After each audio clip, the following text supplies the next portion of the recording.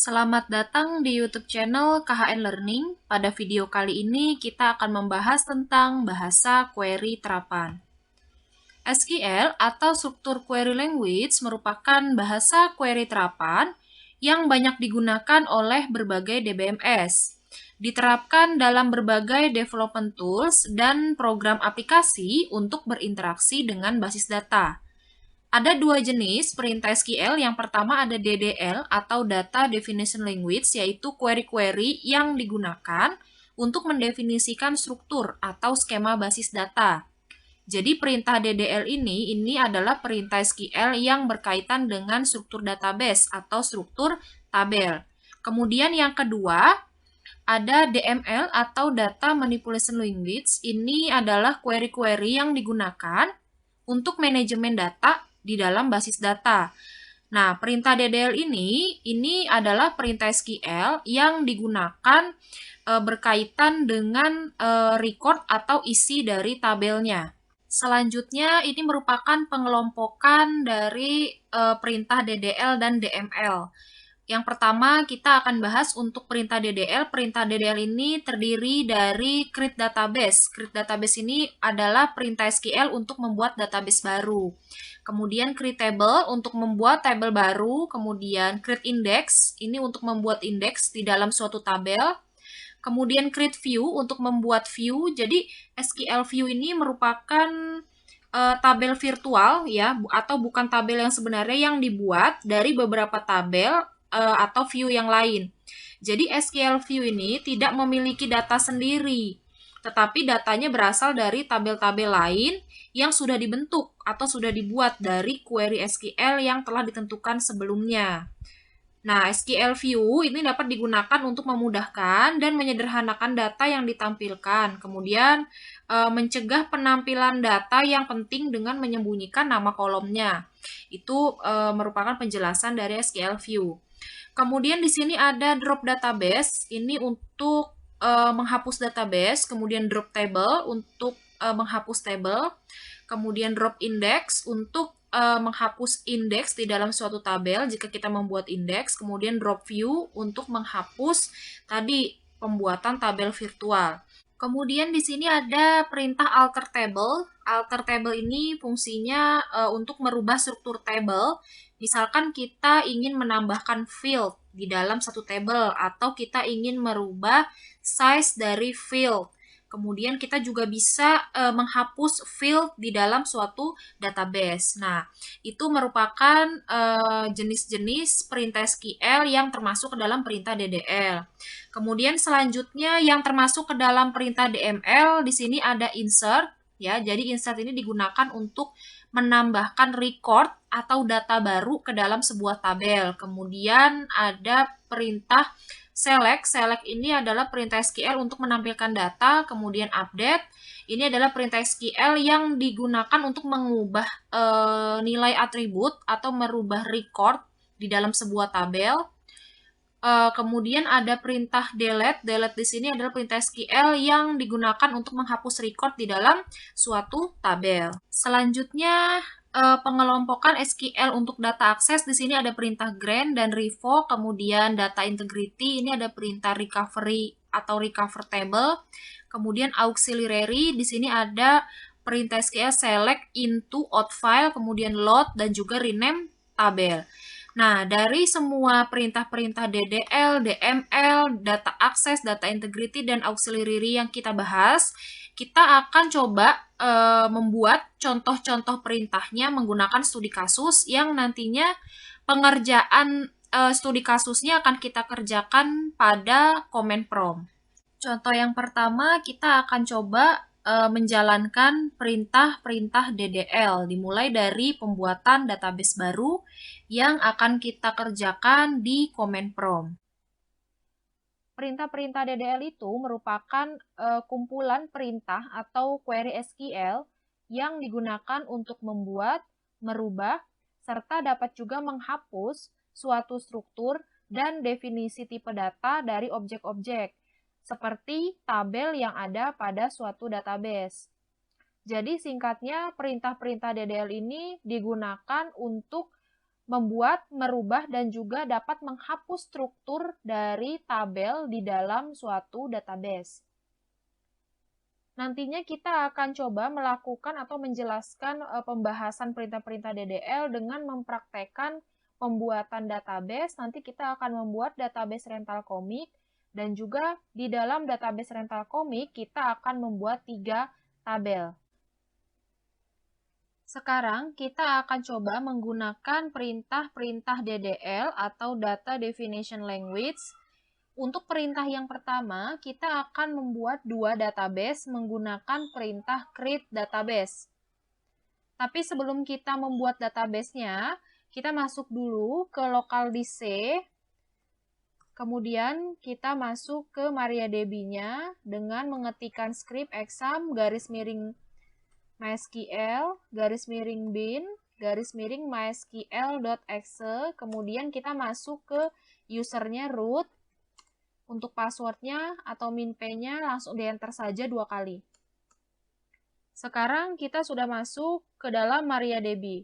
Nah, kalau sudah masuk ke dalam MariaDB, kita bisa langsung membuat database. Kita buat 2 database. Database yang pertama, kita akan membuat database dengan nama rental komik. Kalau sudah query oke, berarti database-nya sudah terbuat. Sekarang kita membuat database yang kedua. Kita akan membuat database yang kedua dengan nama rental komik underscore coba. Sekarang sudah punya 2 database baru, yaitu rental komik dan rental komik underscore coba. Sekarang kita cek, kita lihat apakah sudah tampil database-nya, sudah bisa terlihat. Ini sudah ada ya, 2 database, rental komik dan rental komik underscore coba.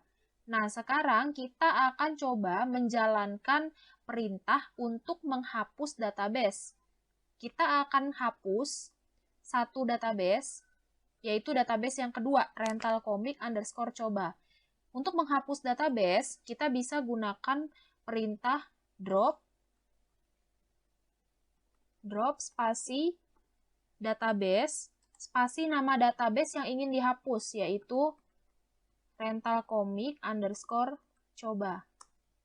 Oke, sudah query oke, artinya database rental komik underscore coba itu sudah terhapus. Sekarang kita coba show database lagi, apakah sudah terhapus. Kita coba ketikkan show database. Nah, sekarang database rental komik underscore coba sudah terhapus. Perintah berikutnya, kita akan membuat tabel di dalam database rental komik. Tapi sebelum kita buat tabel, kita aktifkan dulu database rental komiknya, atau kita masuk dulu ke database rental komik menggunakan perintah use spasi nama database-nya apa? Rental komik. Oke. Sudah masuk nih ke database rental komik, sudah aktif, sudah database change. Artinya kita sudah bisa mulai membuat tabel di dalam database rental komik. Nah, sekarang kita akan membuat tabel. Cara membuat tabelnya, kita gunakan perintah DDL create table. Kemudian nama tabelnya apa? Sekarang kita akan membuat tabel dengan nama anggota. Kemudian di dalam tabel anggota, kita akan buat field. Field yang pertama adalah field ID underscore anggota. Kemudian kita buat tipe datanya karakter, kita buat jangkauan nilainya misalkan 4.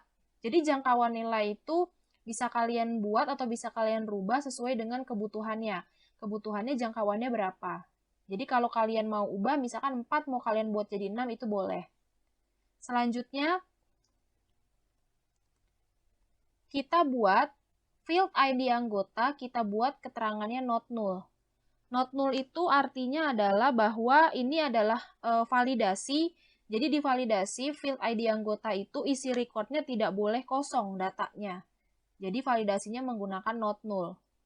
Selanjutnya kita masuk field yang kedua. Field yang kedua kita buat dengan nama fieldnya nama, kemudian tipe datanya varchar. Kita buat jangkauan nilainya misalkan 20. Oke, untuk masuk antara satu field kemudian masuk ke field kedua dan masuk field ketiga itu untuk memisahkan antara field 1, field 2, ketiga dan seterusnya kita bisa gunakan koma ya di sini. Kemudian kita masuk field berikutnya yaitu kita buat field alamat. Tipe datanya varchar. Di sini kita buat jangkauan nilainya misalkan 30. Kemudian field selanjutnya kita akan buat field selanjutnya dengan nama nomor underscore telepon. Kita buat tipe datanya varchar juga. Kita buat misalkan jangkauannya 15. Selanjutnya field berikutnya kita buat field tanggal lahir. Kita buat tipe data tanggal lahirnya adalah date, koma. Kemudian kita akan menambahkan primary key pada field ID anggota. Jadi primary key itu adalah kunci utama dari suatu tabel. Jadi sifatnya unik dan tidak boleh ada isi record yang sama atau ganda. Jadi kalau ID anggota ini kita beri keterangan primary key, berarti ketika pengisian tabel, data atau record ID anggota ini antara data satu dengan data kedua dan seterusnya itu tidak boleh sama ID anggotanya. Itu fungsi dari penambahan primary key. Untuk penambahan primary key, kita bisa ketikkan scriptnya primary key. Kemudian field apa yang mau diberi primary key? Di sini adalah field ID underscore anggota. Kita tuliskan nama fieldnya. Oke. Sudah selesai. Kalau sudah selesai, diakhiri dengan titik koma. Kemudian kita enter. Sudah query oke, artinya berarti tabel anggota itu sudah terbuat di dalam database rental komik. Nah, sekarang kita cek apakah tabelnya itu sudah tersimpan. Nah, kita cek menggunakan perintah show spasi tables. Jadi, show spasi tables ini fungsinya untuk menampilkan tabel apa saja yang berada di dalam database rental komik. Karena sekarang yang aktif atau kita sedang berada di database rental komik. Kita enter. Di sini tampil sudah ada tabel anggota yang dibuat di dalam database rental komik. Selanjutnya, kita akan membuat tabel lagi nih yang kedua, masih di dalam database rental komik. Kita akan membuat tabel lagi menggunakan perintah yang sama seperti pembuatan tabel anggota, create spasi table. Kita akan buat tabel, nama tabelnya adalah komik. Kemudian nama fieldnya, field yang pertama kita buat field ID komik. Kemudian tipe datanya char, kita buat jangkauan nilainya misalkan 5. Kemudian kita buat field judul, tipe datanya varchar, jangkauannya kita beri jangkauan 25. Kemudian kita buat field lagi yaitu pengarang, tipe datanya varchar. Kita buat jangkauannya 30. Field berikutnya kita buat tahun terbit.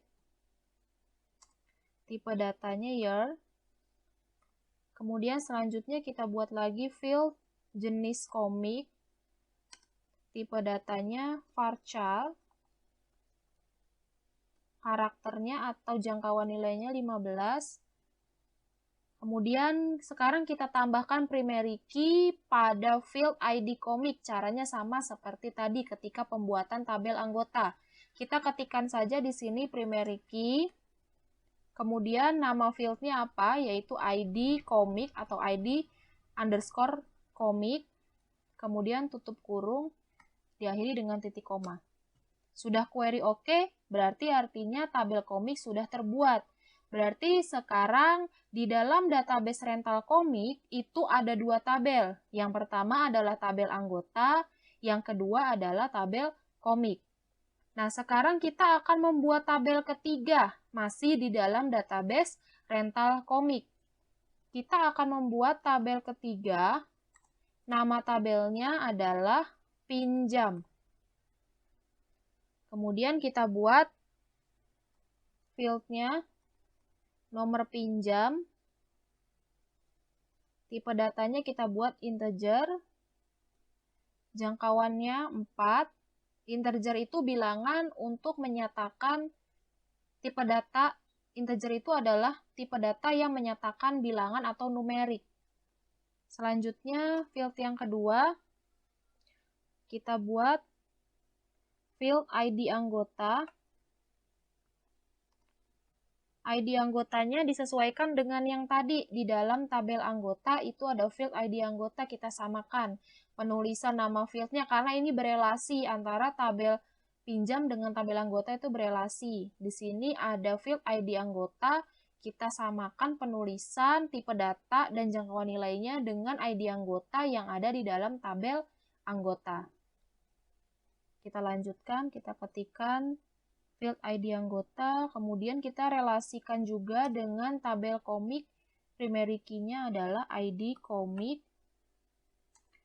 Tipe datanya tadi ID komik adalah char atau karakter, jangkauannya 5.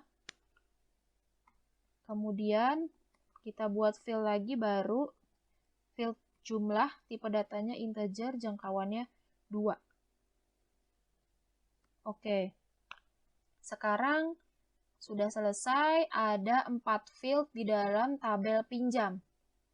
Oke, sudah query oke. Berarti artinya kita sudah buat 3 tabel di dalam database rental komik. Sekarang kita cek apakah 3 tabel tersebut sudah berhasil dibuat.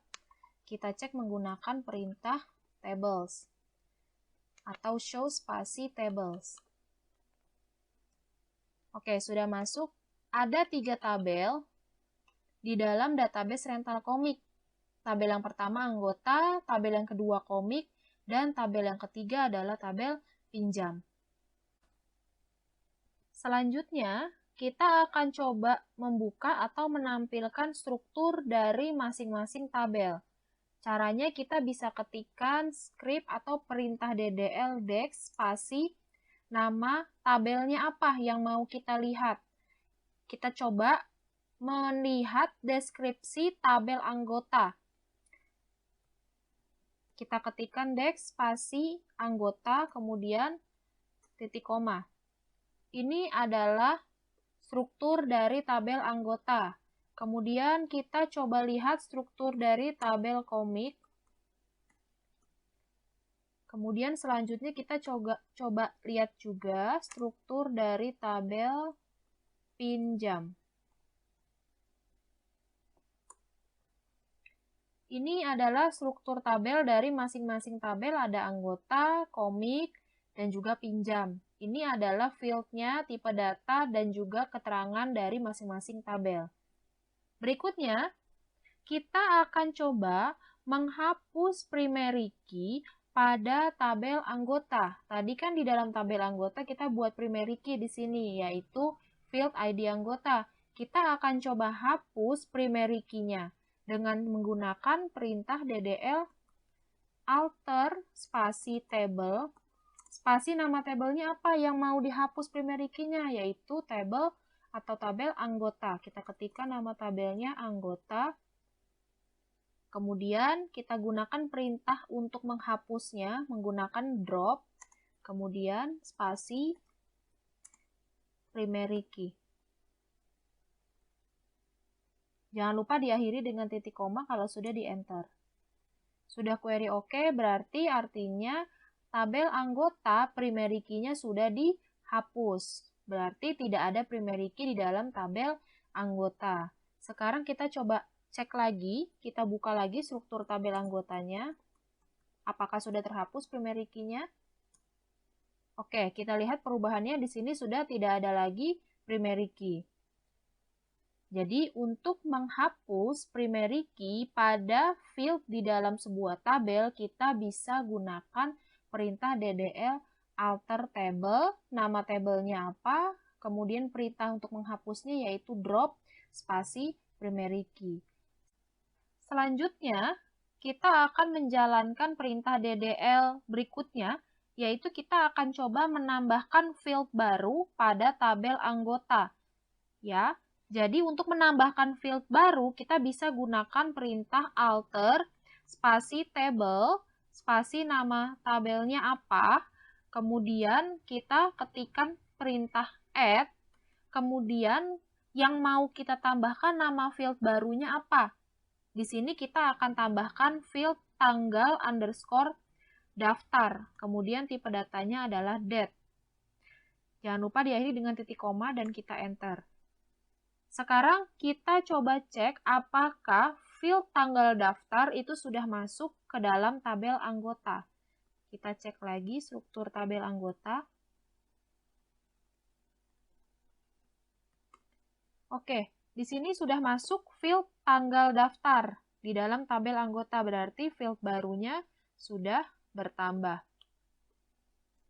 Selanjutnya, kita akan coba mengubah nama tabel anggota menjadi, nama tabelnya kita ubah menjadi tabel anggota underscore rental.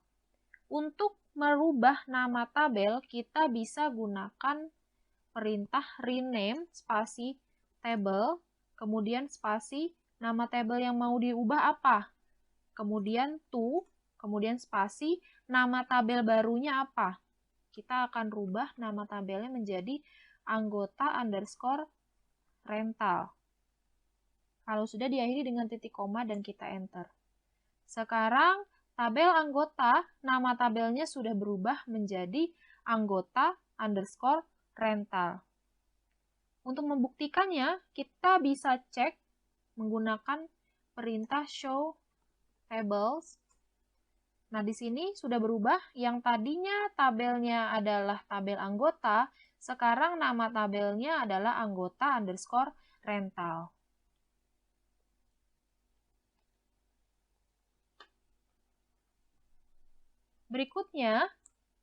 Berikutnya kita akan coba membuat field baru pada tabel komik.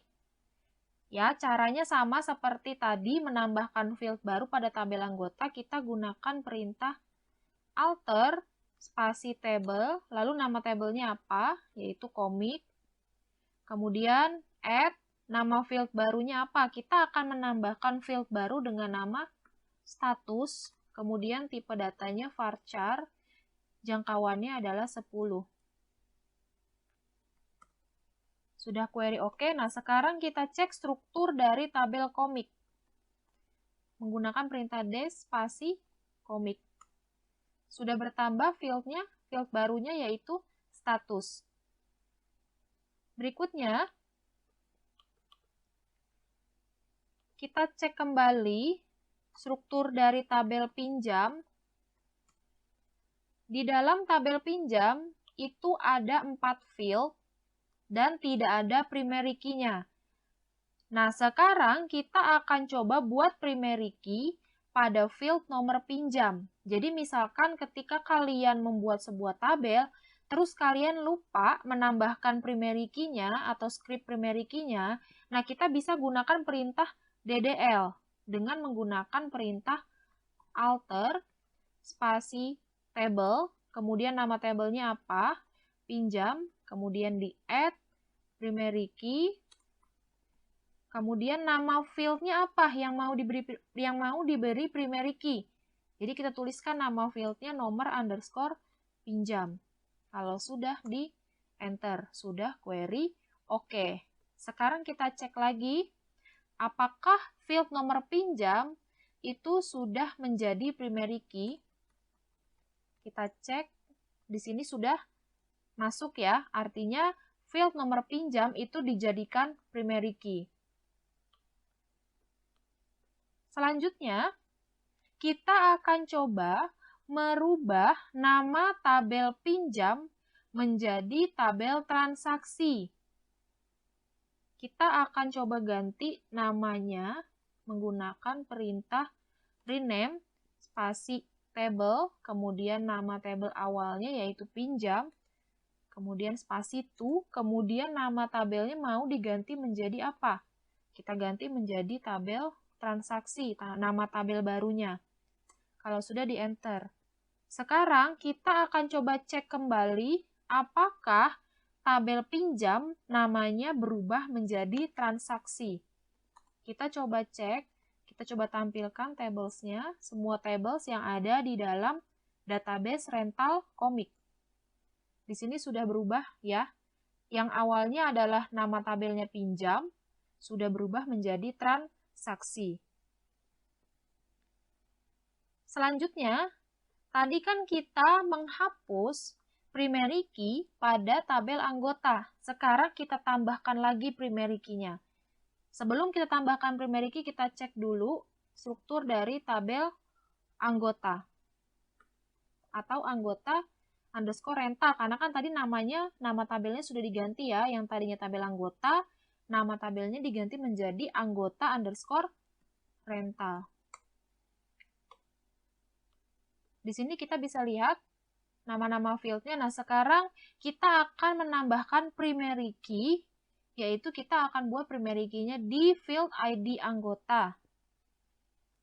Caranya sama, menggunakan perintah alter table, kemudian nama tabelnya apa, kemudian add primary key, nama fieldnya apa yang mau dibuat primary key-nya. Oke, sudah jadi. Sudah query oke. Sekarang kita akan cek kembali.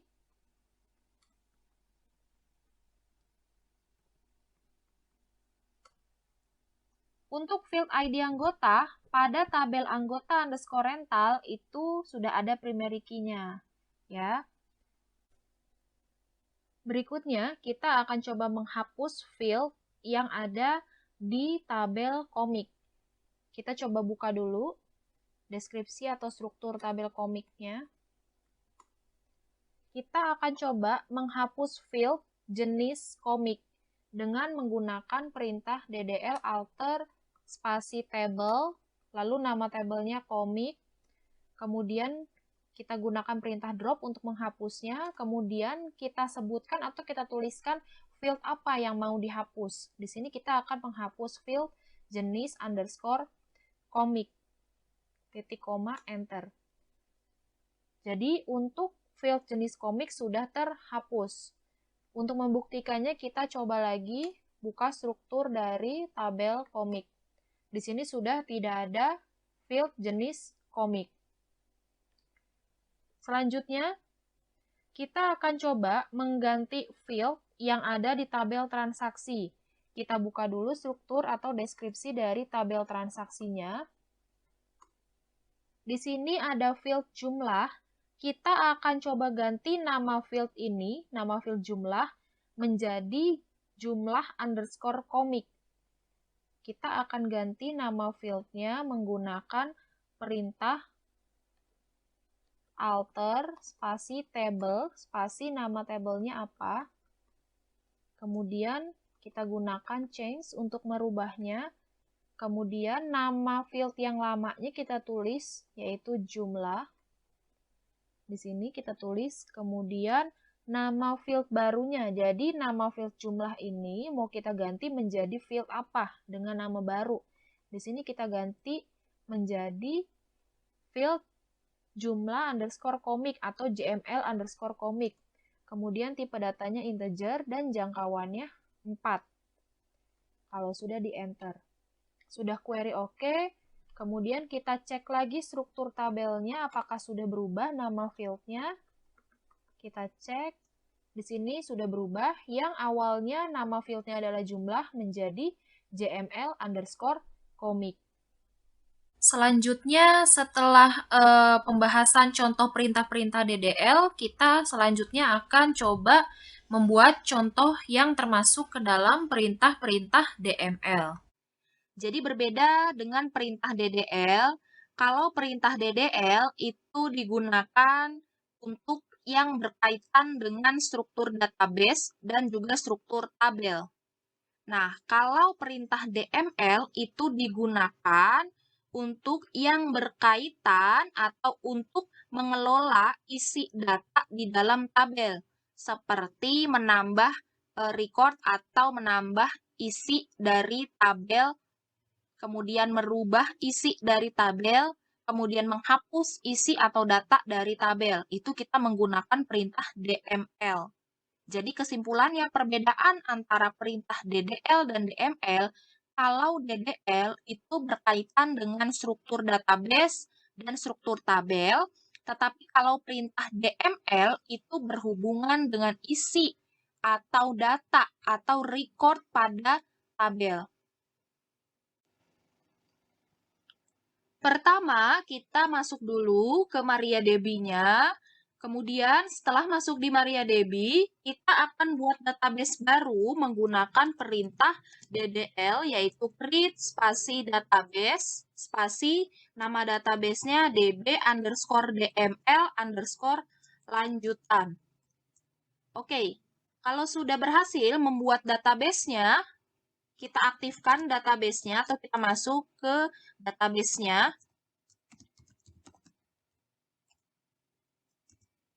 Kalau sudah database change, kita langsung membuat tabel baru masih menggunakan perintah DDL, yaitu create spasi table, kemudian nama tabelnya adalah pengajar.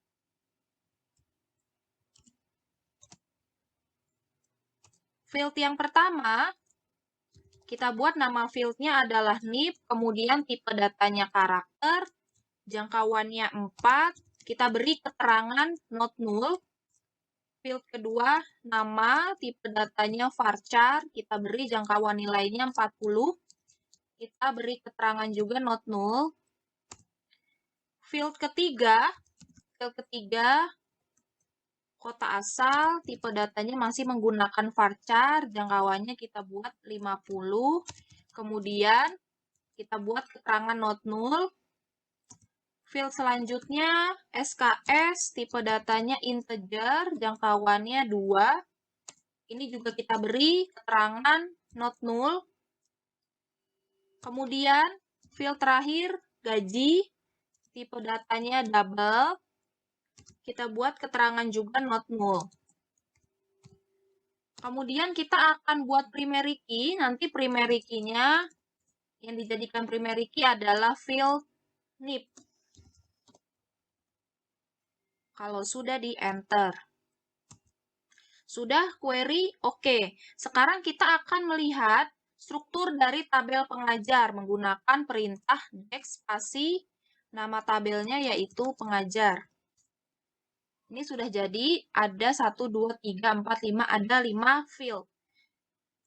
Selanjutnya, kita akan isi tabel pengajarnya menggunakan perintah DML atau Data Manipulation Language. Jadi, kalau sudah berhubungan dengan record atau isi dari tabelnya atau data, berarti kita gunakan perintah DML. Tetapi, jika yang berhubungan dengan struktur database atau strukturnya tabel, berarti kita gunakan perintah DDL. Sekarang kita akan isi tabel pengajarnya menggunakan perintah insert into, kemudian nama tabelnya yaitu pengajar. Selanjutnya kita tuliskan field-nya. Field yang pertama NIP, field kedua nama, kemudian kota asal, kemudian SKS, kemudian field terakhir gaji. Setelah kita tuliskan nama field-nya, kita isi masing-masing field-nya, NIP-nya, namanya, kota asal, SKS, dan juga gaji. Nah, untuk isinya, kita awali dulu dengan values, baru kita tulis datanya mau diisi apa. Misalkan kita isi, yang pertama NIP-nya adalah 0101, kemudian namanya misalkan saya isi dengan nama Hoirunisa. Selanjutnya, kota asalnya saya isi Jakarta. Selanjutnya, SKS saya isi 4. Kemudian gaji, misalkan saya isi 10 juta.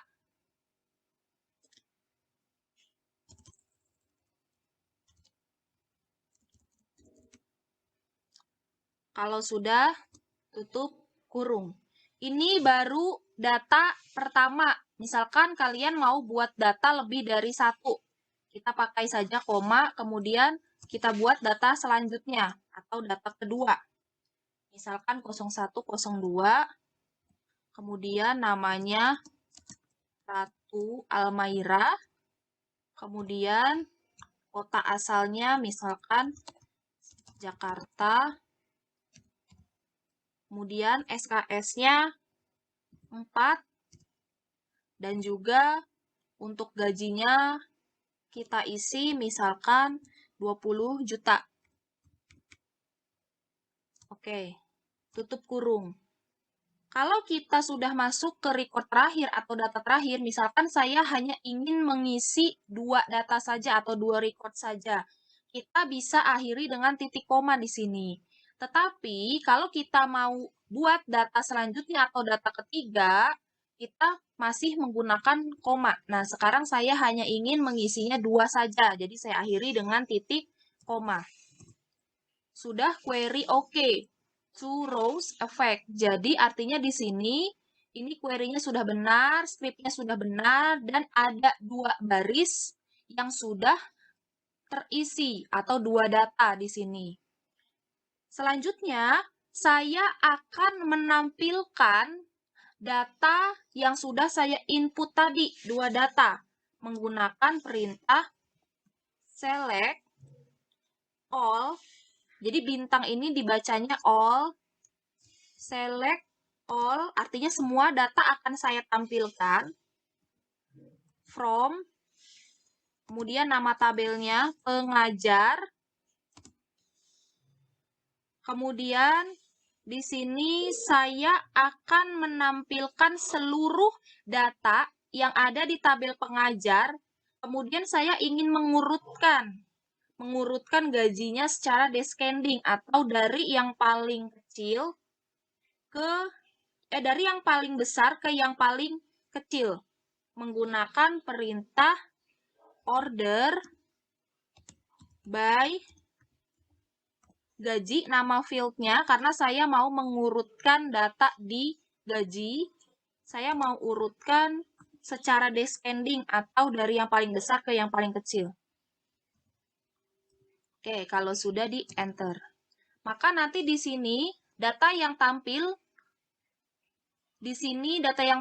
berdasarkan perintahnya. Tadi order by gaji descending. Jadi yang akan tampil pertama adalah yang gajinya paling besar. Kemudian diikuti dengan selanjutnya gaji-gaji yang kecil. Seperti itu. Selanjutnya, di sini saya akan menampilkan rata-rata gaji di tabel pengajar.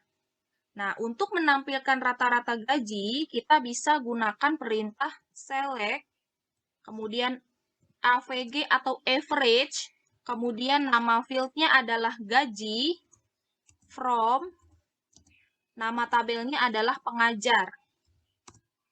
Maka di sini akan muncul rata-rata gajinya adalah 15 juta. Rata-rata itu gaji 1 ditambah gaji 2 dibagi 2. Atau dibagi jumlah datanya, yaitu datanya 2. Kalau datanya 3, ya berarti semuanya ditambah kemudian dibagi jumlah datanya, yaitu 3. Selanjutnya, kita akan menampilkan gaji terendah dari tabel pengajar menggunakan perintah select, kemudian minimal, nama fieldnya gaji, from, nama tabelnya yaitu pengajar. Maka di sini akan tampil gaji yang paling rendah menggunakan perintah min atau minimal.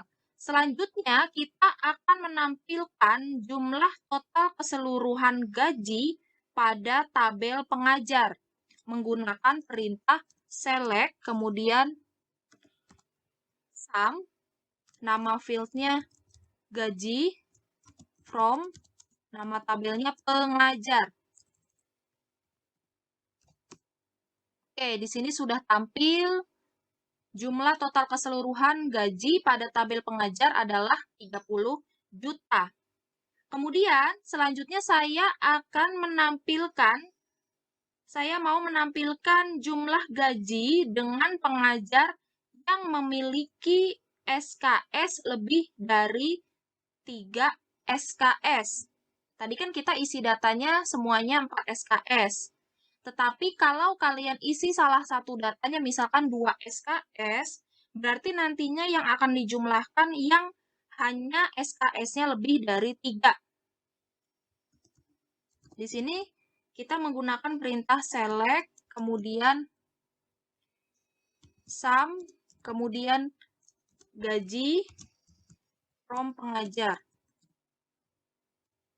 Di sini munculnya 30 juta. Kenapa? Karena tadi kebetulan data yang saya input, semuanya SKS-nya di atas 3 SKS, yaitu 4 SKS, jadi semuanya di total. Tetapi kalau saya input record-nya 3, kemudian yang data SKS-nya di atas 3 itu ada 2, berarti hanya 2 data saja yang dijumlahkan gajinya, seperti itu. Selanjutnya, saya akan menampilkan isi record-nya hanya field kota asal. Hanya field kota asal. Kemudian nanti akan diurutkan secara ascending berdasarkan kota asalnya. Di sini saya menggunakan perintah select, kemudian distinct, kemudian nama fieldnya kota asal, from nama tabelnya.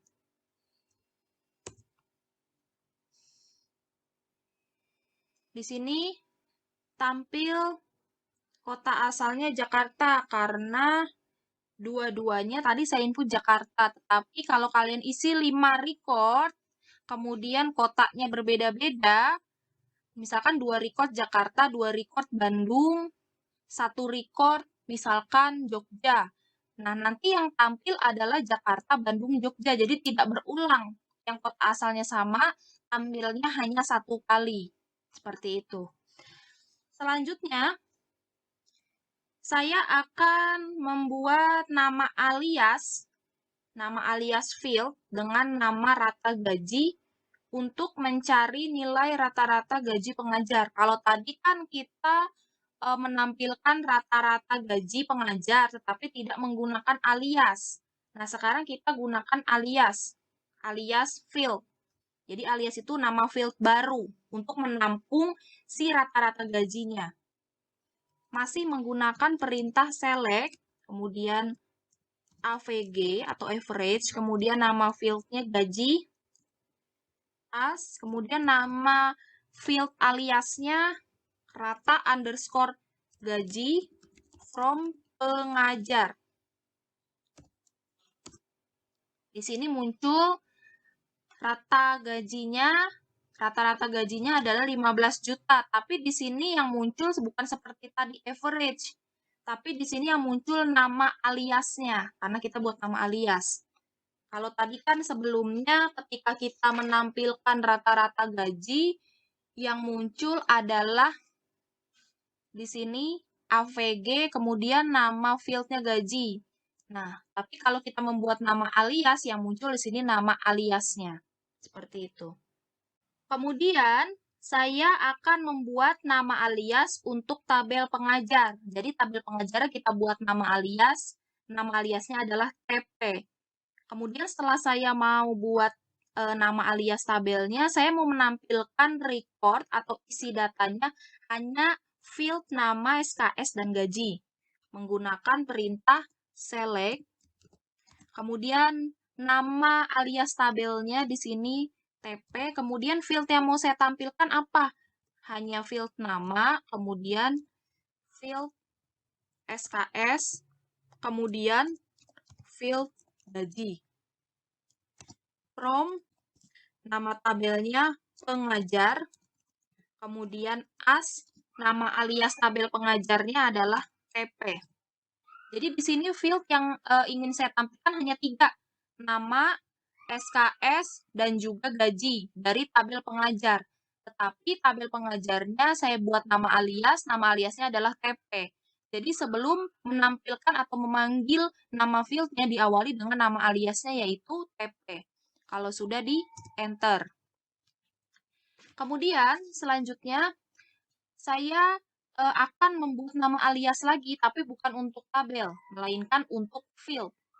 Ya, saya akan membuat nama alias untuk field menggunakan perintah select, kemudian nama aliasnya, nama fieldnya adalah nama field aslinya, kemudian as, kemudian nama aliasnya nama underscore pengajar. Jadi maksudnya nama alias itu adalah nama ganti dari field aslinya. Jadi field aslinya adalah nama, kemudian kita ganti menggunakan nama alias yaitu nama underscore pengajar.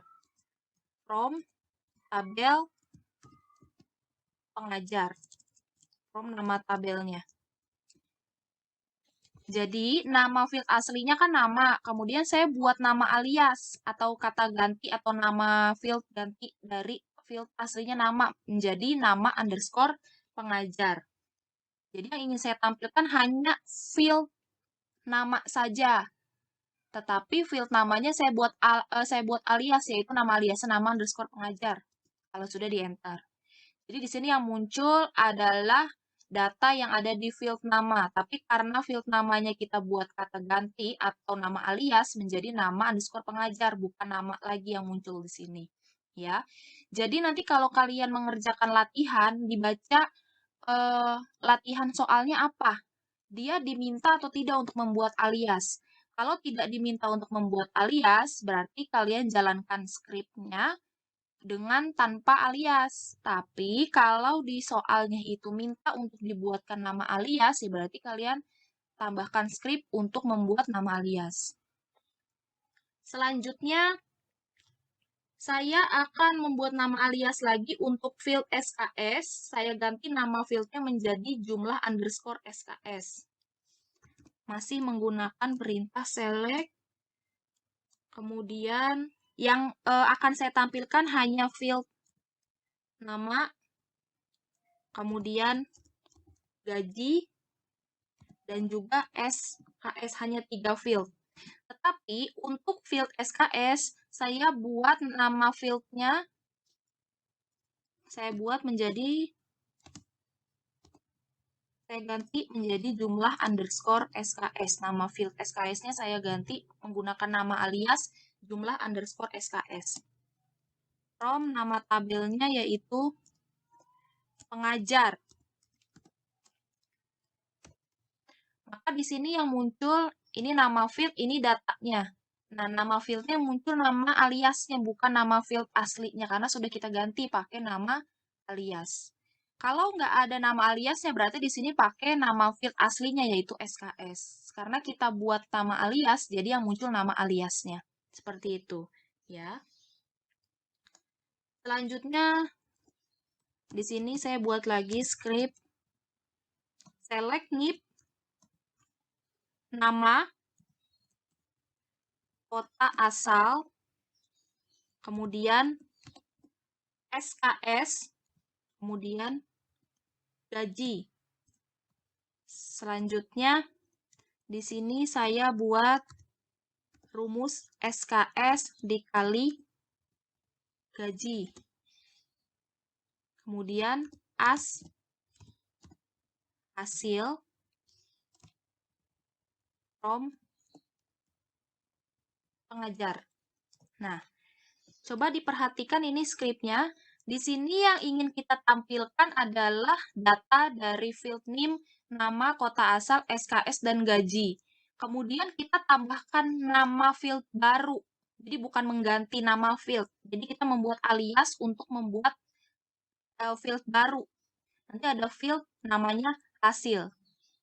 Jadi field barunya kita tambahkan tapi hanya sebagai alias, hanya sebagai field sementara. Ya, nama alias itu maksudnya adalah sementara. Jadi kalau kita buat nama tabelnya kita ganti pakai nama alias, ya berarti itu nama tabel sementara. Seperti itu. Tetapi nama aslinya adalah yang kita buat ketika membuat tabel dan membuat nama field. Kalau kita enter, di sini yang muncul seperti ini. Jadi, NIP, nama, kota asal, SKS, gaji, sesuai dengan ini. Kemudian di sini ada field baru, yaitu hasil. Jadi ini field hasil ini adalah nama alias yang kita buat untuk menampung total dari SKS dikali gaji. Jadi hasilnya di sini. Hasilnya tertampung di alias atau di nama alias hasil. Seperti itu. Ya. Selanjutnya, saya buat lagi script select nama SKS, kemudian SKS dikali 100.000 as bonus from pengajar. Nah, di sini kalau saya enter yang muncul seperti ini. Jadi saya hanya menampilkan field nama dan juga SKS. Tapi di sini ada field baru yaitu bonus. Ini adalah nama alias. Field sementara untuk menampung total dari SKS dikali dengan 100.000. SKS-nya di sini misalkan 4 dikali dengan 100.000. Jadi hasilnya akan tertampung di field baru atau nama aliasnya yaitu bonus. Jadi di sini muncul seperti itu, ya. Selanjutnya, saya akan mencoba menampilkan seluruh data pada tabel pengajar, ya. Ini saya scroll dulu, saya scroll ke atas, tadi perintah-perintah yang sebelumnya. Sekarang saya mau menampilkan seluruh data yang ada di tabel pengajar. Select all from nama tabelnya pengajar. Nah, kalau kita lihat di sini data yang tampil adalah data awal. Bu, kok nama alias yang kita buat tadi di atas tidak muncul? Jadi pembuatan nama alias itu hanya sifatnya hanya sementara. Pada saat skrip tersebut dijalankan, kita buat nama alias, maka ketika di-enter, maka hasil tampilannya mengeksekusi nama aliasnya. Seperti itu. Tetapi, kalau kita masuk perintah yang baru atau skrip yang baru seperti ini, maka yang akan muncul adalah data awal atau data asli yang kita buat pertama kali atau yang kita isi pertama kali. Gitu. Jadi nama alias yang tadinya sudah kita buat di atas, itu sifatnya sementara pada saat skrip tersebut di running. Seperti itu. Sekian penjelasan tentang bahasa query terapan dan juga contoh pengerjaan studi kasusnya. Semoga bisa dipahami. Jika ada pertanyaan, bisa disampaikan pada kolom komentar. Terima kasih.